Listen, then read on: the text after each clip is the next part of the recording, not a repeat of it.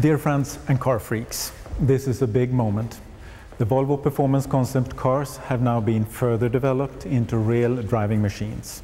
The S60R and the V70R offers unique performance and a true pleasure to drive. And they are loaded with advanced technology. The R design is unique to emphasize the dynamic appearance. The chassis is lowered, the wheels are new and specially designed to host the very big Brembo brakes. The front end is somewhat longer and rounded.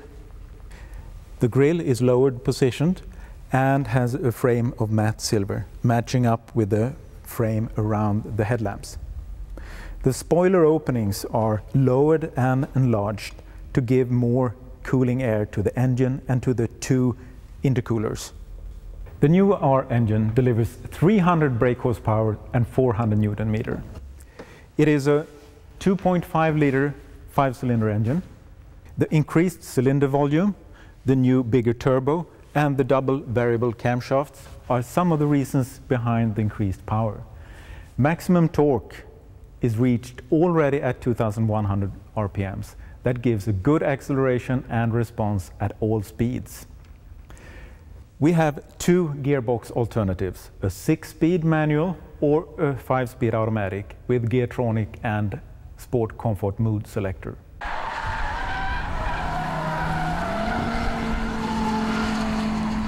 The active performance chassis supports you all the time.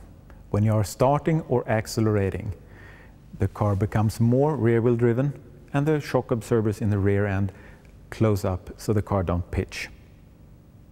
When driving straight ahead at constant speed, the car is mostly front-wheel driven and understeered. It's stable that way. When you come into a corner, the car becomes more rear-wheel driven and oversteered, so it helps you turn into the corner. While in the corner, the system are balancing over and understeering and roll. When you are going out of the corner, the car becomes front-wheel driven and understeered, so it stabilizes itself. When you come to a braking situation, we disconnect the rear wheels and close up the front shock absorbers to prevent the car from pitching. And by that, we can shorten the braking distance.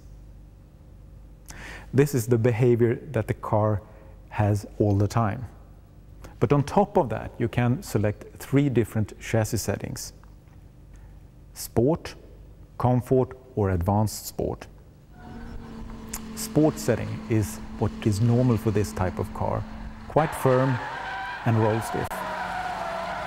But if you come to a road with bad road conditions, much disturbances, or low friction, snow, ice, or wet surface, it's better to choose the Comfort setting. It's softer, allows the car to roll more, and you have better road contact. If you prefer to go on a racetrack or on a really good winding road, you should select the Advanced Sport to have a really firm chassis setting. The rear spoiler is standard on the S60R. It's not big, but it balances out the modifications we have done with the front spoiler. It increases the high-speed stability and actually reduces the rear end lift by 25%. The exhaust system on the R is double, and what you see here is just the end pipes. The interior in the R is very special. The seats are deeply contoured to give a good side support, both on the backrest and on the seat cushion. The leather material is a natural leather.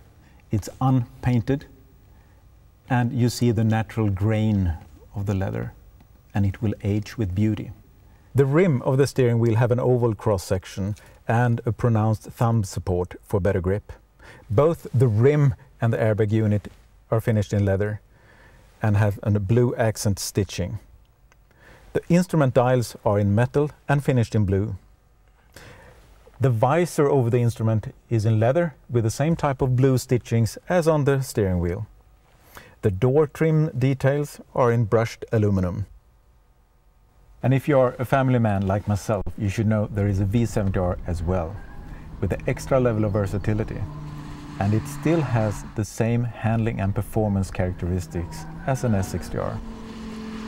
I really hope that you get the chance to test drive this car yourself, and I'm sure you will feel the same excitement as I did.